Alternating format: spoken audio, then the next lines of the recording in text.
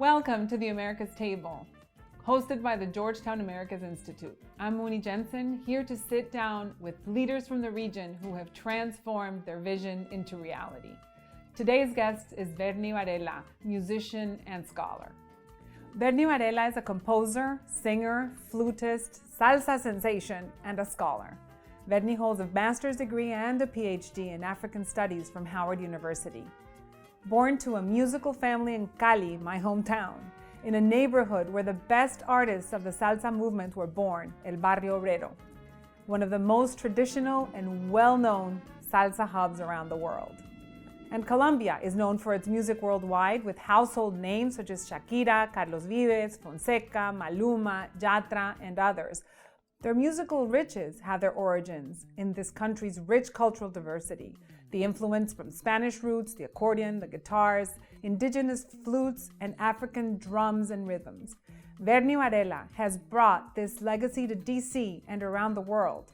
And in DC, he has performed at multiple venues like the Kennedy Center, Lincoln Memorial, Smithsonian Museum, and multiple embassies. He's also a fixture in Latin American musical festivals and events.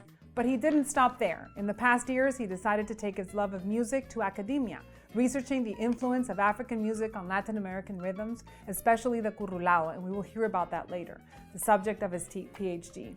We'll hear about this and much more from Bernie Varela. Welcome to the Americas Table.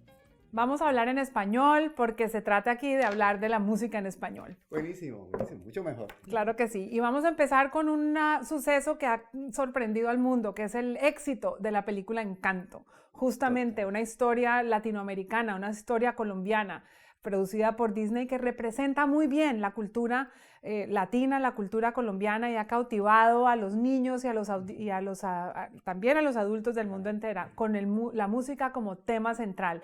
¿Cómo se sintió usted como músico viendo la película? Bueno, increíble, ¿no? Me sentí muy bien, muy orgulloso de escuchar la música colombiana, escuchar los tambores, y más, digamos, más feliz cuando veo a los niños que disfrutan. Especialmente yo enseño niños afroamericanos y ellos felices cantando las canciones en inglés, pero dije, wow, increíble todo el poder que la música tiene. Es el poder de la música latina, que se ha vuelto un fenómeno mundial y que tiene todos estos ritmos afro que se han expandido por todo el continente. ¿Cómo se explica este fenómeno? ¿Y si se puede llamar latina un género musical o varía tanto entre un país y otro? Bueno, sí se puede llamar música latina, pero hay que conocer como las influencias y la herencia, ¿no? La herencia de todas estas músicas, por ejemplo, la herencia indígena, la herencia africana. Entonces es interesante conocer todo este fenómeno. Por ejemplo, en la película Encanto hay mucha mezcla de todas estas músicas, pero también hay un fenómeno con la música nueva, ¿no? Esa fusión que Carlos Vives está ahí. Y los ritmos que están detrás de todo esto son las... Claro, ritmos de nosotros, y obviamente la fusión de todos esos, la herencia de esos ritmos.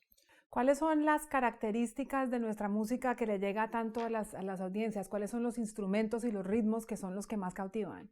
Hay muchísimo. Por ejemplo, en el vallenato está el acordeón. En la música del Pacífico está la marimba. Los tambores de ambas costas del Pacífico, y eso es como eso hace mover a cualquiera, definitivamente. Sí. Vamos a hablar de su tesis de doctorado, que es sobre el currulao, una música del Pacífico colombiano que tiene una influencia africana importante. Cuéntenos un poco sobre el currulao y sobre este proceso de investigación, su historia. Bueno,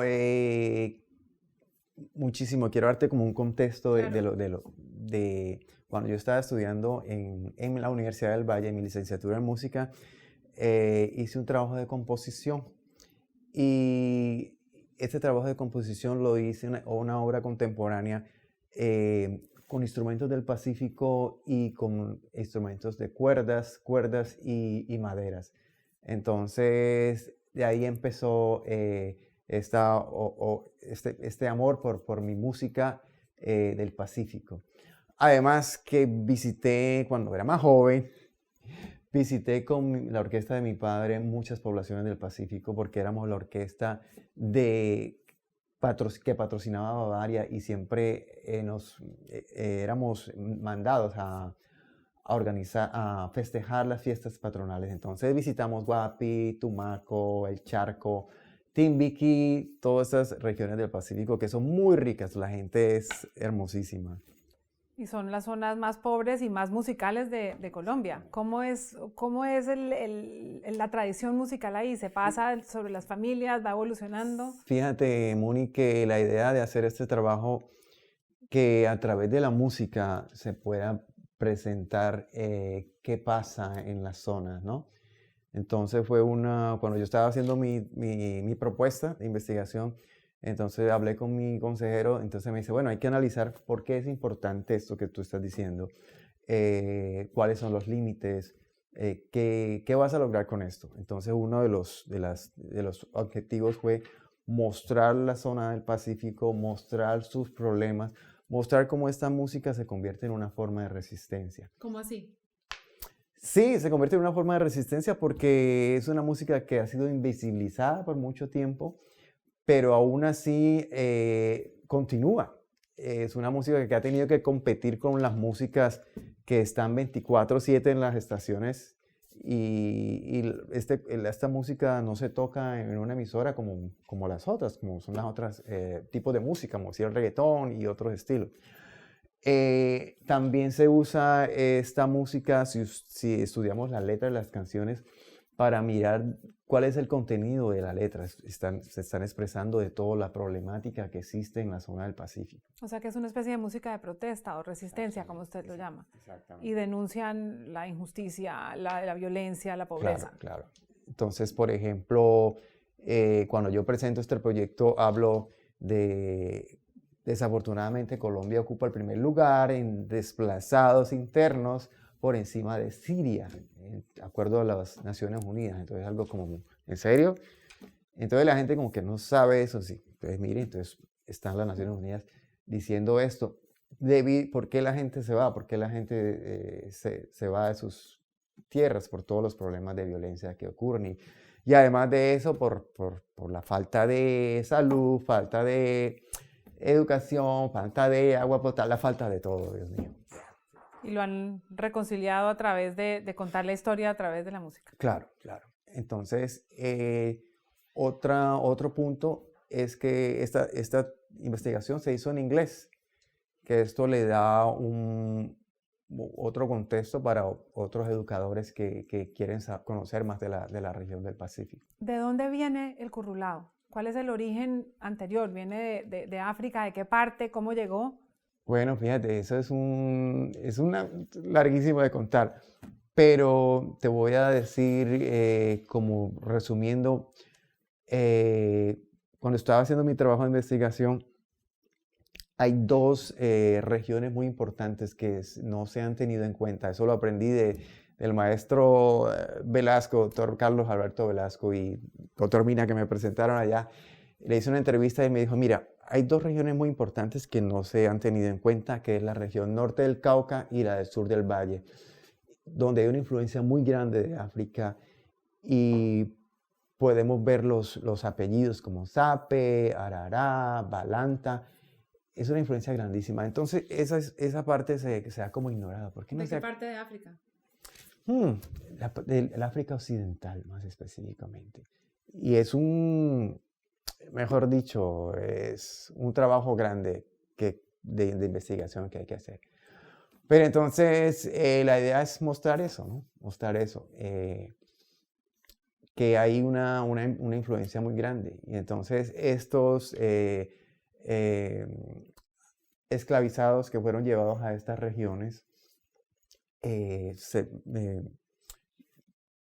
crearon este movimiento. Entonces, de ahí es donde se va desplazando hacia la costa pacífica también. Y permanece todavía. Claro. Y ya se ha dado a conocer un poco más gracias también a sus proyectos de investigación. Claro, ¿no? Y por ejemplo, el fenómeno grande Festival del Petronio Álvarez, no, eso es una locura, una locura. Yo he estado varias veces en el Festival del Petronio como asistente y también participé del segundo Petronio. En ese tiempo era estudiante de la del Valle y tocamos ahí con la orquesta de mi papá. Es interesante que América Latina se ha caracterizado por la música de protesta a las dictaduras, la música argentina, la música chilena. En Colombia ese no ha sido necesariamente un género que se ha desarrollado, pero sí existe la música de la resistencia.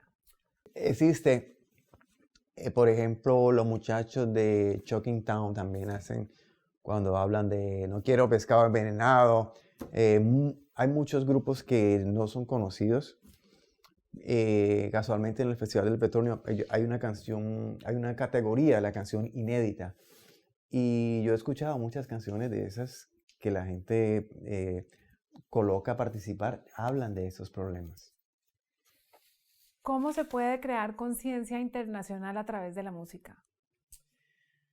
Uy, fíjate, a través de la música mostramos estas.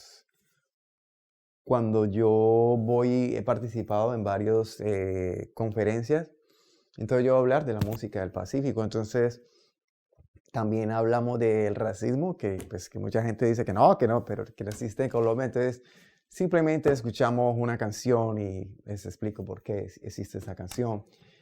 Y se da a conocer, ¿no?, los problemas que están pasando cuando hubieron los problemas que están pasando ahora en Colombia con el asesinato de los líderes comunitarios, ¿no? Es como muy triste.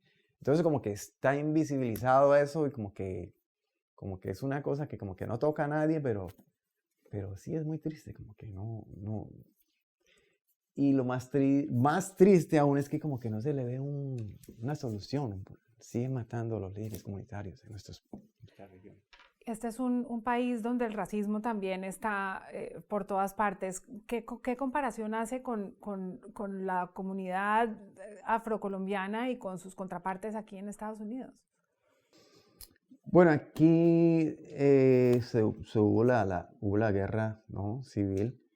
En Colombia no llegamos hasta allá, pero digamos la gente ahora en Colombia es más consciente, ¿no? Es más consciente. Ya, por ejemplo, ya de eso de hacer chiste por cualquier cosa, por las cosas que tienen que ver con los afrodescendientes, ya eso no va. Ya la gente ya se cansó. Me acuerdo, hubo un papel inclusive que se escribió y una muchacha lo presentó en Howard sobre el soldado Micolta. No sé si tú te diste cuenta de eso. Entonces como que ya no, la gente está cansada, ya no, somos personas y ya. Se ha creado conciencia, Sí, se ha sí, creado un poco de conciencia también sobre la situación afro-latina, porque no es solamente Colombia, sino Brasil y tantos otros países. Exacto, sí, es ese fenómeno del racismo y de que siempre las partes donde están los afrodescendientes son las más pobres, es como que es común, ¿no? En Brasil, Perú, Bolivia siempre. Entonces, pero esa conciencia es necesario resaltarla. Es una forma muy, muy bonita de resaltarla a través también de contar las historias y compartir la música en un público americano. ¿Cuánto tiempo lleva aquí? Desde el 99, 20 y pico de años. No, y aprovechar, por ejemplo, si estamos en el Black History Month. Entonces yo, en mi clase, los estudiantes de Howard, yo le digo, bueno, muchachos, estamos en el mes de la Black History Month. Entonces vamos a hablar de la diáspora africana. Entonces es la oportunidad de mostrar, mire, en Colombia hay afrodescendientes, en Perú, porque desafortunadamente no saben, ¿sí? Y eso, los niños también les digo, muchachos, miren, ustedes vieron la película Encanto, miren los personajes de la película. ¿Quiénes ven ahí? Ven una persona afrodescendiente, entonces mírenme a mí, yo tengo como la piel oscura, como el cabello, como que indio, como que negro, como que no, entonces es como educar a las personas. Usted educa a niños y a adultos también aquí en este país, qué lindo. Cuéntanos de sus años de niño. Nos mencionó que tocaba en la orquesta de su papá. ¿Cómo es crecer? O sea, los que conocen de música saben la importancia que tiene el barrio obrero como cuna de la salsa y de otros géneros en Colombia y en América Latina. ¿Cómo fue su niñez como músico y cómo empezó y cómo se desarrolló? Bueno, mi papá, mi mamá no querían que yo fuera músico porque, bueno, porque el músico es, los que somos músicos sabemos todos los problemas que tenemos que enfrentar en esta carrera. Entonces, pero siempre escuchaba la orquesta de mi padre ensayando en el patio y mi papá es un gran cantante, ahora está retirado, pero él siempre cantaba la música de Benny Moré, la música, buenos boleros, sí. Entonces, esas fueron como mis influencias, escuchando lo que él cantaba. Y por el lado de mi barrio, cuando salíamos a la calle, pues la mente colocando la música con sus equipos de sonido a todo volumen. Los parlantes afuera. Exacto. Claro. Esa era el parte. Entonces, pues ahí colocaban toda la salsa, mejor dicho, todos los artistas. Estudió en música en Cali, se vino para acá. ¿En qué momento decidió meterse de verdad a los estudios de posgrado sobre la música? Fíjate, Moni, cuando yo terminé en la Universidad del Valle, yo quería hacer un posgrado en composición. Siempre me gustaba eso.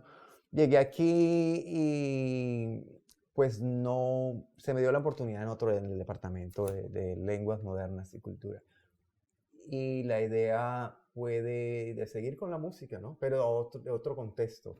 Yo le decía a mis consejeros, me dice, bueno, pero aquí puedes hablar de la música, pero no para los músicos, habla para personas que no manejan ese lenguaje de las negras, corcheas, ese lenguaje de la música. Entonces, ha sido interesante, ¿no? Porque puedo seguir con la parte de la música en mis proyectos, ¿no? De investigación. ¿Y qué proyectos de investigación tiene ahora? Uy, Dios mío, Moni. Bueno, yo creo que seguir con esta influencia de África en otros países, ¿no? En Latinoamérica especialmente. Seguir por Perú, Bolivia, como destacar esas regiones que se han como invisibilizado, ¿no? Siempre como que se trata de rechazar, ¿no? El aporte de los afrodescendientes en la cultura. A mí me llama la atención, usted tiene una orquesta muy buena aquí en Washington que toca en distintos lugares y algo que es llamativo es que es principalmente salsa. Si hay apetito para la salsa pura, a mí me encanta, pero ya ahora que se están, digamos, volviendo tan populares otro tipo de ritmos que son derivaciones de la música, digamos, típica latina y se han convertido en otra cosa. Sí, no, a mí me encanta la salsa. Pero es como una oportunidad, por ejemplo, cuando hay eventos así grandes, yo puedo mostrar el currulao y puedo decir, mire, vamos a tocar, o a veces el chico del piano simula el sonido con el acordeón, entonces, digamos, aquí hay una diversidad de gustos de la música, entonces a veces hay que hacer otros ritmos, cumbia, salsa, merengue, vallenato, otras cosas. Sí. Yo sé que toca muy bien la flauta, hoy no la trajo, aparte de eso, compositor y otros instrumentos, ¿cuáles? Ay, Dios, bueno,